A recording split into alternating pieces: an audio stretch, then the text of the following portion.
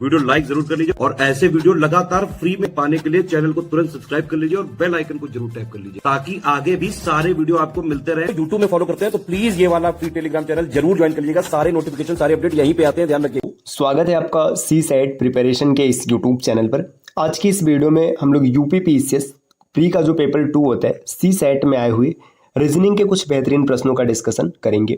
यह सीरीज सभी प्रकार के प्रतियोगी परीक्षाओं के लिए समान रूप से उपयोगी है। अब पहले कुछ जरूरी सूचना है आपके लिए।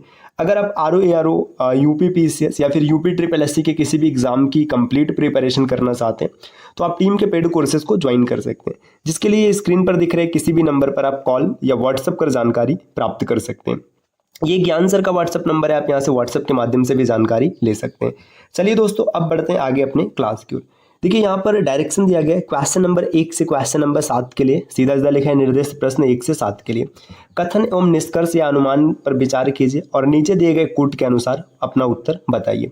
1 से 7 तक का जो प्रश्न है इसमें कथन दिया होगा, उसका निष्कर्ष होगा या फिर अनुमान होगा और आपको सही उत्तर का चयन करना है। यहाँ पर पहला प्रश्न दिया जिसमें कथन दिया है सभी स्नातक कुर्सियां हैं और सभी कुर्सियां मेज हैं। अब कुछ अनुमान दिया। देखिए ऐसे प्रश्नों को सॉल्व करने के लिए आप वेन डायग्राम मेथड को अप्लाई कीजिए, ज़्यादा अच्छे से प्रश्न बन जाएगा। देखिए ऑल ग्रेजुएट्स आर चेयर, जितने के जितने ग्रेजुएट्स हैं, जो भी ग्रेजुएट्स हैं सब क्या है, सब चेयर है। तो मैंने सभी ग्रेजुएट्स को चेयर के अंदर रख दिया। आगे दिया ऑल चेयर्स आर टेबल, अब जितने चेयर्स हैं सब के सब चेयर्स क्या है, सब चेयर हैं टेबल। अब आपका ये वेन डायग्राम बन गया। इसमें इन्फेरेंस दिया है ऑल ग्रेजुएट्स आर टेबल। देखिए जितने ग्रेजुएट्स हैं सब टेबल है। तो यहाँ पे देखिए ये यहाँ पे ग्रेजुएट होगा, मैंने ए लिख दिया गलती से, ये ग्रेजुएट होगा। मतलब देखिए अब ये बोला जा रहा है कि ऑल ग्रेजुएट्स आर टेबल। अब भाई जो ग्रेजुएट है ये चेयर के अंदर आ रहा है और चेयर टेबल के अंदर आ रहा है, तो सीधा सीधा देखिए ना, ये टेबल का दायरा ये पूरा है ये, और ग्रेजुएट भी इसके अंदर ही है, तो पहला बिल्कुल सही है। दूसरा दिया ऑल टेबल्स आर ग्रेजुएट, जितने टेबल्स हैं सब ग्रेजुएट हैं। देखिए आप ये वाले टेबल को ग्रेजुएट बोल सकते हैं, लेकिन इस टेबल का क्या है, इसका क्या है नहीं कह सकते, तो दूसरा गलत हो जाएगा। पहला सही है, दूसरा गलत है। ओनली इन्फेरेंस 1 फॉलो, तो सिर्फ एक फॉलो करता है, तो विकल्प ए इस प्रश्न का उत्तर हो जाएगा।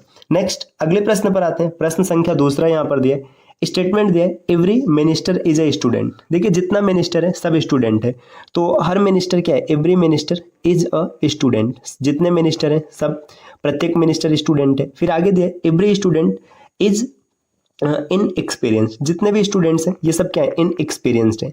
ये वेन डायग्राम इसका बन गया। अब इसमें आपको कंक्लूजन बताना है। देखिए कंक्लूजन या इन्फेरेंस यहाँ पर दिया है कि एवरी मिनिस्टर इज अनएक्सपीरियंस, इनएक्सपीरियंस्ड लिखा है। देखिए मिनिस्टर ये रहा, इनएक्सपीरियंस्ड के दायरे में सब है, बिल्कुल सही है। आगे दिया है सम एक्सपीरियंस्ड आर स्टूडेंट। अब देखिए जब सब है तो फिर भाई सम भी तो ही आ जाएंगे। देखिए ये वाला एक्सपीरियंस का दायरा ये पूरा है, तो इसमें स्टूडेंट यहाँ तक आ रहा है, तो इसलिए ये भी सही हो जाएगा। दोनों सही है, तो बोथ ए एंड बी दोनों फॉलो कर रहा है, तो विकल्प सी इस प्रश्न का उत्तर हो जाएगा। नेक्स्ट अगला प्रश्न यहाँ पर दिया है, स्टेटमेंट दिया है और इसका इन्फेरेंस दिया है। स्टेटमेंट है some birds are elephant. Some birds मतलब कुछ बर्ड्स ऐसे, देखिए ये बर्ड्स हो गए, बर्ड्स का कुछ हिस्सा ऐसा है जो कि एलिफेंट है, तो इसके लिए हमने ई सिंबल का प्रयोग किया है। सम एलिफेंट्स आर वाइट, और कुछ एलिफेंट्स है जो कि वाइट है। ये पूरा का पूरा बन गया। अब आगे दिया जा रहा है सम बर्ड्स आर वाइट। देखिए बर्ड यहाँ पर है, वाइट यहाँ पर है, इसका कोई भी रिलेशन नहीं, तो हम बता ही नहीं सकते, ये गलत हो जाएगा। आगे दिया है कि सम व्हाइट्स आर बर्ड, और कुछ व्हाइट बर्ड। देखिए सम बर्ड आर व्हाइट और सम व्हाइट आर बर्ड, ये भी गलत हो जाएगा। तो भाई दोनों में से कोई फॉलो नहीं कर रहा है, ना तो एक फॉलो कर रहा है ना ये दो फॉलो कर रहे हैं। विकल्प डी इस प्रश्न का उत्तर हो जाएगा। अगले प्रश्न पर आते हैं। नेक्स्ट यहाँ पर दिया है नो बॉल इज बैट। कोई नो बैट इज बॉल। देखिए ये बैट है, अब कोई भी बैट ऐसा नहीं है जो कि बॉल है। अब यहाँ पे बैट मैंने लिख दिया, तो आगे हम बॉल लिख देंगे। देखिए ये बॉल नहीं है, यहाँ पे क्रॉस हो गया, मतलब नहीं है। आगे बोला जा रहा है नो बॉल इज विकेट। अब कोई भी बॉल ऐसा नहीं है जो कि विकेट है, ठीक। ये पूरा इसका वेन डायग्राम बन गया। अब इसमें बोला जा रहा है no bat is wicket. Bat और विकेट इसका कोई रिलेशन ही नहीं है, हम नहीं बता सकते है कि नहीं है, पता नहीं है, तो ये गलत हो जाएगा। All wickets are bat. अब ऑल विकेट्स क्या है, बैट है। अब ये भी तो नहीं बता सकते कि ऑल विकेट्स आर बैट, देखिए क्योंकि विकेट यहाँ पर है, बैट यहाँ पर है, ये भी गलत हो जाएगा। तो यहाँ पर क्या हो जाएगा, कोई फॉलो नहीं कर रहे, विकल्प डी इस प्रश्न का उत्तर हो जाएगा। प्रश्न संख्या 5 दिया है ऑल फिश आर टर्टाइज। मतलब जितने भी फिश हैं सबके सब फिश क्या है, सब टर्टाइज के अंदर है, तो यहाँ पे ये टर्टाइज हो गया। ऑल फिश आर टर्टाइज, ये रहा। आगे बोला जा रहा है नो टर्टाइज इज क्रोकोडाइल। कोई भी टर्टाइज क्रोकोडाइल नहीं है। अब आपको बताना है कि इसमें से कौन से। No crocodile is a fish. देखिए क्रोकोडाइल यहाँ पर है, फिश यहाँ पर है। अब क्रोकोडाइल अगर टर्टाइज के घर नहीं जाएगा तो फिर फिश के घर पहुंच ही नहीं पाएगा, तो पहला सही हो जाएगा, no fish is a crocodile. अब बोला जा रहा है कोई भी फिश क्रोकोडाइल नहीं है, सही बात है, क्योंकि यहाँ पे ये दोनों आपस में मैच नहीं करेंगे तो फिश यहाँ जब टर्टाइज इसके घर नहीं आ रहा है तो फिश भी नहीं आ पाएगा, दोनों सही हो गया।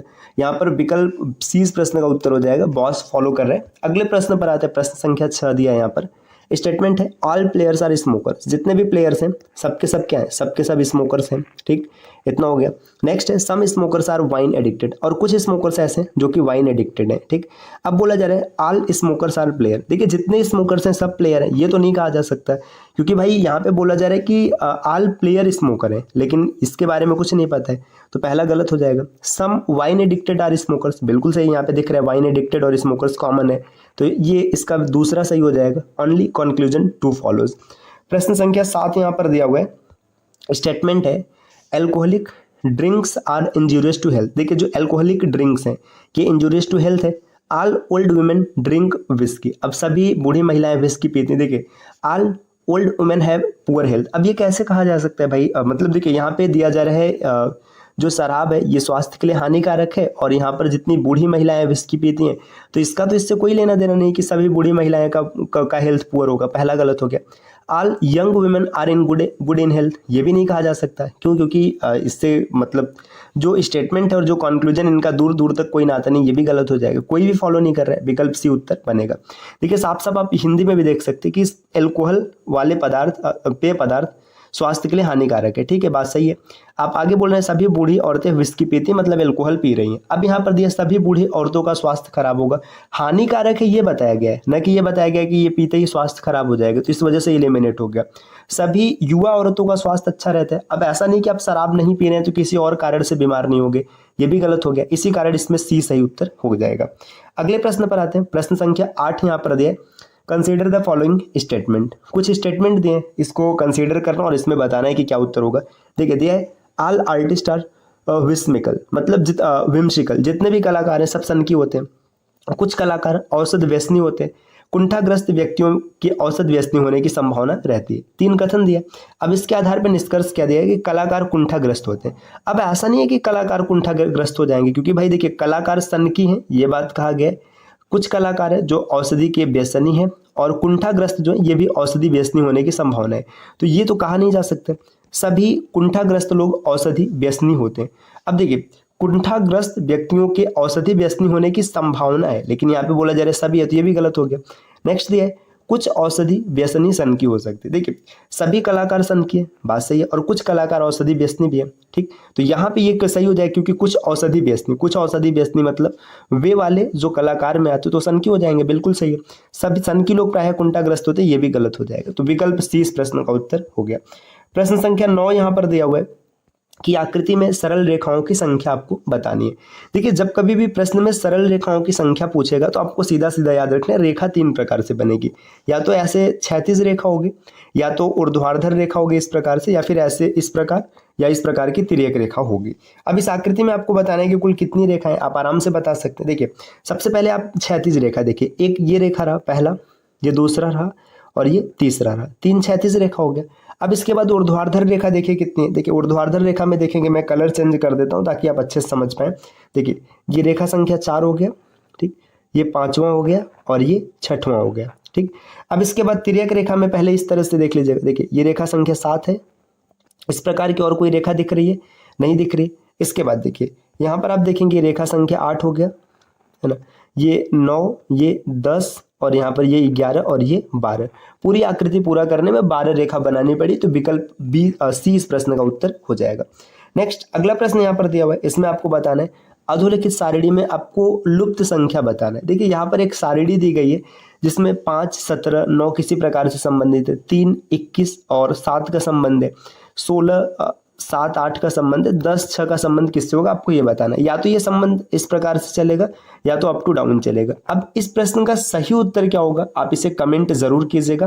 प्रश्न कुछ इस प्रकार है कि ए डी से नाटा है परंतु सी से लंबा है, बी जो डी है बी से नाटा है परंतु ए से लंबा है, ई ए से नाटा है परंतु सी से लंबा है, 2 सबसे लंबे कौन है। देखिए यहाँ पर अलग अलग 5 लोग हैं जिनके लंबाई का क्रम दिया है। देखिए ए जो है डी से नाटा है, देखिए ए डी से नाटा है, मतलब डी से नाटा है कहने का मतलब है डी से छोटा है, तो डी बड़ा है और ए छोटा है, परंतु सी से लंबा है। देखिए जो यहाँ पर ए है ना, ये सी से लंबा है, मतलब सी इसके पीछे आ जाएगा।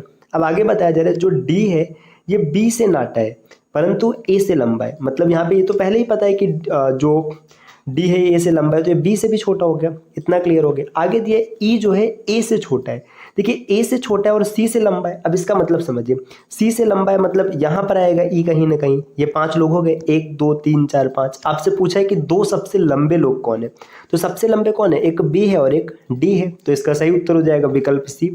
अगर सबसे छोटे के बारे में पूछता तो ई और सी हो जाता, और बीच में पूछता कि कौन बीच में, तो बीच में ए है। अब अगला प्रश्न यहाँ पर दिया हुआ है, अधोलिखित श्रृंखला में अगली संख्या कौन सी आएगी। आपको बताना है कि नेक्स्ट संख्या कौन सी होगी। देखिए श्रृंखला में संख्या कुछ इस प्रकार दी, इसको थोड़ा सा जूम करते हैं तो आपको बेहतर समझ में आएगा। देखिए अब यहाँ पर नंबर्स आपको स्पष्ट दिख रहे होंगे। देखिए 3 है, फिर ये 5 हो गया, 3 2 5, 5 3 8, 8 और 4 12। ठीक, अब यहाँ पर देखिए 8 में से 1 कम हो गया, 7 आ गया, 7 में से 2 कम हो गया, 5 आ गया। अब 5 में से अगर 3 कम कर देंगे तो यहाँ पर 2 आ जाएगा, तो जो अगला नंबर लिखा जाएगा 2 लिखा जाएगा, विकल्प ए में दिख रहा है, यही इसका उत्तर हो जाएगा। अब प्रश्न संख्या 13 को देखते हैं। देखिए यहाँ पर दिया है कि यदि दिल्ली का कूट, दिल्ली को किसी प्रकार से HIPLM लिखा जाता है तो आपसे पूछा जा रहा है QEHVEM कूट है।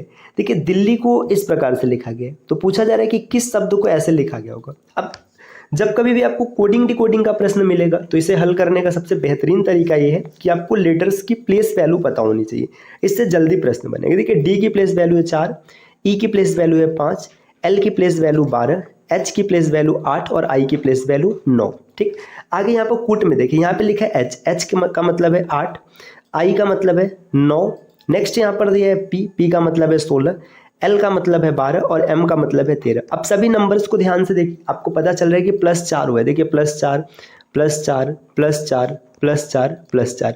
अब अगला यहाँ पर देखिए पूछा जा रहा है तो ये कूट किसका है, मतलब कोई शब्द होगा, मतलब ये जो शब्द होगा ना, शब्द ऊपर होगा। यहाँ पे देखिए आप ऊपर से नीचे जा रहे थे तो आपने क्या किया है, प्लस किया है, लेकिन अगर नीचे से ऊपर जाएंगे तो क्या करेंगे, माइनस करेंगे। कूट क्या दे रखा है, देखिए क्यू, क्यू का मतलब है 17, ई का मतलब है 5, इसके बाद आगे देखिए एच का मतलब है 8, वी का मतलब है 22, ई का मतलब है 5 और डब्ल्यू का मतलब है 23। अब 4 4 कम कर दीजिए, अगर 17 में से 4 कम करेंगे तो 13, जैसे ही 13 लिखेंगे 13 प्लेस वैल्यू होती है एम की, मतलब जो आपका आंसर होगा वो एम से शुरू होगा। अब एम से सिर्फ 2 विकल्प है, ए और बी, इन्हीं में से कोई एक सही होगा।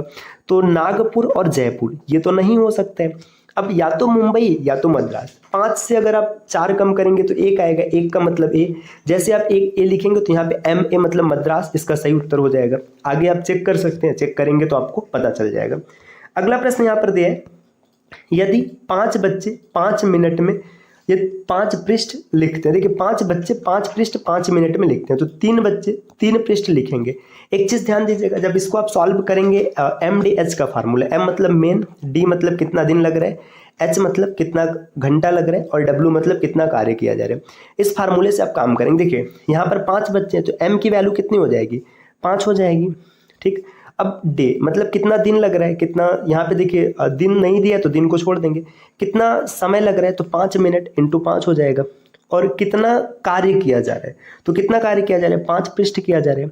और बराबर आगे भी यही लिखेंगे। देखिए 3 बच्चे हैं मतलब 3 मैन है, डे नहीं है, और यहाँ पे 3 पृष्ठ है और आपसे पूछा जा रहा है कि कितना समय लगेगा, तो आप आराम से यहाँ पे एच की वैल्यू निकाल लेंगे। 3 से 3 कट जाएगा, 5 से 5 कट जाएगा, आंसर आएगा 5। तो 5 मिनट में लिखेंगे। एक चीज याद रखिएगा, देखिए 5 बच्चा 5 पृष्ठ 5 मिनट में लिख रहे हैं। आप इस चीज को ऐसे समझिए, 5 को छोड़ दीजिए। आप देखिए ना, एक बच्चा अगर 1 पृष्ठ लिखेगा तो भी तो इसको 5 मिनट ही लगेगा। अब ये मत कहना कि एक बच्चा 1 पृष्ठ 1 मिनट में लिखेगा, ये गलत हो जाएगा। आप ऐसे समझिए ना, जैसे एक कपड़ा है, अब एक कपड़ा अगर धूप में आप डाल रहे हैं, सूखने में 10 मिनट लग रहा है, तो आप जब 2 कपड़े डालेंगे साथ में तब भी तो 10 मिनट ही लगेगा, 10 कपड़ा डालेंगे तब भी तो 10 मिनट ही लगेगा। तो यही कंडीशन, देखिए 5 बच्चे लिख रहे हैं, है ना, 5 पृष्ठ लिख रहे हैं और 5 मिनट लग रहा है, मतलब एक बच्चा अगर 1 पृष्ठ लिखेगा तो भी 5 मिनट ही लगेगा। तो 3 बच्चे 3 पृष्ठ लिखने में 5 मिनट लगाएंगे, आराम से आप इसको सॉल्व कर पाएंगे। प्रश्न संख्या 15 दिया है, 25 अंग्रेजी के वर्ड नीचे लिखे गए। ठीक है, यहाँ पर 25 लिखा गया। यदि इन वर्णों को, इन सभी को वर्ण के क्रम के अनुसार व्यवस्थित किया जाए तो किस अक्षर का स्थान नहीं बदलेगा।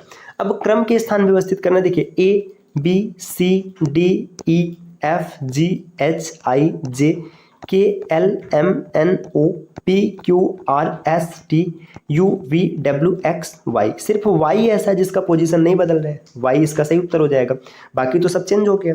प्रश्न संख्या 16 दिया है, यदि 30 + 40 को 1520 लिखा गया, 36 + 28 को 1814 लिखा गया, तो 20 और 20 + 40 40 + 20 को 2010 लिखा गया, तो 50 और 22 को क्या लिखा जाएगा।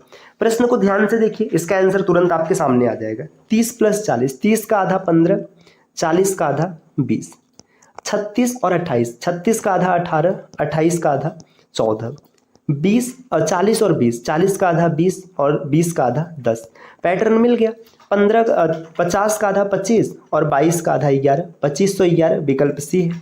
प्रश्न संख्या 17 यहाँ पर दिया, अधोलिखित को सार्थक रूप में व्यवस्थित कीजिए। आपको इसे क्रम में लगाना है। देखिए यहाँ पर 5 कार्य है, योजना बनाना, दोहराना, प्रकाशित करना, सोचना और लिखना। अब इसमें क्या होगा, देखिए अगर आप किसी काम को करने के लिए जाएंगे तो सबसे पहले क्या होगा, सबसे पहले आप किसी चीज़ का प्लान तैयार करेंगे, बिना प्लान तैयार किए कुछ नहीं होगा, या फिर प्लान तैयार करने से पहले आप किसी चीज़ के बारे में विचार करेंगे। जैसे देखिए आप नहीं समझ पा रहे हैं क्या करना है, तो आप ऑप्शन से एलिमिनेट करो। राइट, क्या किसी चीज़ को डायरेक्ट लिखेंगे? बिल्कुल नहीं लिखेंगे, गलत हो जाएगा। अब देखो यहाँ पे प्लान तैयार करना सही हो सकता है, प्लान के बाद दूसरा रिवाइज करना, फिर ये तो भाई गलत है, प्लान तैयार करेंगे तो डायरेक्ट रिवाइज थोड़ी ना करेंगे, ये भी गलत हो गया। आगे देखिए, सबसे पहले आपने क्या किया, थिंक किया, मतलब सोचा, ठीक है भाई सही बात है। फिर सोचने के बाद मैंने क्या किया, मैंने प्लान तैयार किया, ये भी सही है। प्लान को मैंने लिखा, ये भी बिल्कुल सही है। लिखने के बाद मैंने उसको रिवाइज किया, अब रिवाइज करेंगे, क्रॉस चेक करेंगे सही है कि गलत है, और तब पब्लिश करेंगे, तो ये भी एलिमिनेट हो गया, विकल्प सी इसका सही उत्तर हो जाएगा। तो कुछ प्रश्नों को आप एलिमिनेशन मेथड से भी निकालेंगे तो बहुत अच्छे से बन जाएगा। अगला प्रश्न यहाँ पर है, प्रश्न संख्या 18, अधोलिखित सारणी में लुप्त संख्या है। इसमें आपको बताना है कि मिसिंग नंबर कौन सा है। आप आराम से निकाल पाएंगे, बस थोड़ा सा आपको ध्यान देना है। देखिए 2, 3, 5, 17, 12, 8 और 23 प्रश्नवाचक चिन्ह 38। अब इसमें क्या पैटर्न चल रहा है, देखिए पैटर्न कुछ इस प्रकार है कि पहले 2 और 5 को जोड़ा गया, 2 + 5 अगर जोड़ेंगे तो 7 आ जाएगा, 7 में से 1 कम किया गया, 6 आ गया, और 6 का आधा यहाँ पर है 3। ठीक, अब यही चीज़ आगे देखिए, 17 + 8, 17 8 अगर आप जोड़ेंगे तो 25 हो जाएगा, 25 में से 1 कम कर दीजिए, 24 आएगा, 24 का आधा 12 होता है।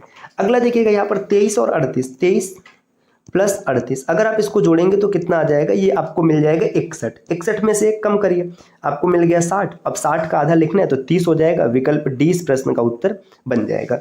अगला प्रश्न यहाँ पर दिया, प्रश्न संख्या 19 कि ए और बी हॉकी और फुटबॉल खेलते हैं। देखिए यहाँ पर ए और बी ये हॉकी और फुटबॉल खेल रहे हैं। नेक्स्ट दिया है बी और सी क्रिकेट और फुटबॉल खेलते हैं, तो क्रिकेट और फुटबॉल खेलते हैं। सी और ई क्रिकेट और वॉलीबॉल खेलते हैं। डी और ई ये दोनों क्या खेलते हैं, टेनिस खेलते हैं। ए और सी वॉलीबॉल और फुटबॉल खेलते हैं। ए और डी हॉकी और फुटबॉल खेलते हैं। तो अब प्रश्न पूछा जा रहा है कि कौन हॉकी, फुटबॉल और टेनिस तीनों खेल खेलता है। अब ये प्रश्न करना बहुत ही आसान है, या तो आप प्लेयर्स का नाम पहले रखिए, फिर उनके सामने गेम लिखिए, या फिर गेम का नाम लिख के उसके सामने प्लेयर को रखिए। जैसे देखिए यहाँ पर गेम एक हॉकी है, दूसरा गेम फुटबॉल हो गया, हॉकी के बाद फुटबॉल हो गया। अब जो जो लाइन बोला लिखते चलते, ए और बी हॉकी और फुटबॉल दोनों खेलते हैं, मतलब ए बी यहाँ भी आएंगे और यहाँ भी आएंगे, ठीक, दोनों हो गया। नेक्स्ट दिया बी और सी क्रिकेट, तो यहाँ पे क्रिकेट आ गया ना, तो क्रिकेट को भी लिख लेते हैं, क्रिकेट हो गया। अब बी और सी क्रिकेट भी खेलते हैं और साथ ही साथ फुटबॉल भी खेलते हैं, तो फुटबॉल में बी पहले से है, सी को रख लेते हैं। नेक्स्ट दिया है, देखिए अगला पॉइंट डी और ई टेनिस खेलते हैं, तो डी और ई देखिए यहाँ पे टेनिस है तो टेनिस लिख लेते हैं। डी और ई टेनिस खेलते हैं, ठीक है, डी और ई टेनिस खेल रहे हैं। ए और सी वॉलीबॉल और फुटबॉल खेलते हैं, देखिए यहाँ पे वॉलीबॉल को रख लेते हैं, इसमें ए सी आएगा और सी फुटबॉल पहले से खेल रहे हैं, कोई दिक्कत नहीं है। नेक्स्ट दिया है ए और डी हॉकी और फुटबॉल खेलते हैं, देखिए हॉकी और फुटबॉल ये ए डी हो गया, और यहाँ पर भी फुटबॉल में भी ए डी आ गया, ठीक, अब कोई दिक्कत नहीं। अब यहाँ से प्रश्न पूछा जा रहा है कि कौन हॉकी, फुटबॉल और टेनिस तीनों खेलता है। देखिए हॉकी भी खेले, फुटबॉल भी खेले और टेनिस भी खेले। हॉकी में ये 3 लोग हैं, फुटबॉल में ये 4 लोग हैं, और टेनिस में देखेंगे तो खाली डी है, तो मतलब डी ऐसा है जो तीनों गेम खेल रहा है, तो इसका सही उत्तर विकल्प 4 हो जाएगा, जिसमें कि डी सही है। अगला प्रश्न यहाँ पर दिया, प्रश्न संख्या 20, कृष्णा अपने घर से 1 किमी पूरब की ओर चला, पुनः 1 किमी उत्तर चला, पुनः 2 किमी पूरब, 3 किमी दक्षिण और 3 किमी पश्चिम की ओर गया। वह अपने घर पहुंचने के लिए किस दिशा में चलना चाहिए। बहुत ही आसान सा प्रश्न। देखिए कृष्णा का मान लीजिए ये घर है, ठीक, यहाँ से कृष्णा क्या करता है, 1 किमी चलता है पूरब की ओर, ठीक है, 1 किमी चला, मान लीजिए ये पूरब की ओर आ गया 1 किमी। इसके बाद बताया जा रहा है फिर 1 किमी उत्तर, ठीक है, 1 किमी यहाँ पर उत्तर आ गया, ये 1 किमी उत्तर हो गया इसका। नेक्स्ट बताया जा रहा है फिर 2 किमी फिर से पूरब चला, ठीक है, तो 2 किमी फिर से पूरब आ गया, ये 2 किमी रहा। नेक्स्ट बताया जा रहा है 3 किमी दक्षिण, तो 3 किमी ये दक्षिण की ओर चला आया, है ना, 3 किमी यहाँ पर आ गया। नेक्स्ट बताया जा रहा है कि 3 किमी पश्चिम, 3 किमी फिर से पश्चिम चला आया, यहाँ पर पहुंच गया। अब बोला जा रहा है कि अपने घर पहुंचने के लिए उसे कितना चलना और किस दिशा में चलना। अगर देखिए एक चीज ध्यान दीजिएगा, 1 और 2, 3 किमी आगे आया था, फिर 3 किमी पीछे चला गया, तो सेम ये इसी पॉइंट पर है, 1 किमी ऊपर गया था और 3 किमी नीचे आ गया, मतलब ये मार्जिन कितने का है, 2 किमी का है। अभी वो यहाँ पर है, घर चलने के लिए इधर चलेगा, ऊपर जाने का मतलब उत्तर की ओर जाएगा, तो 2 किमी उत्तर की ओर, यही इसका उत्तर होगा।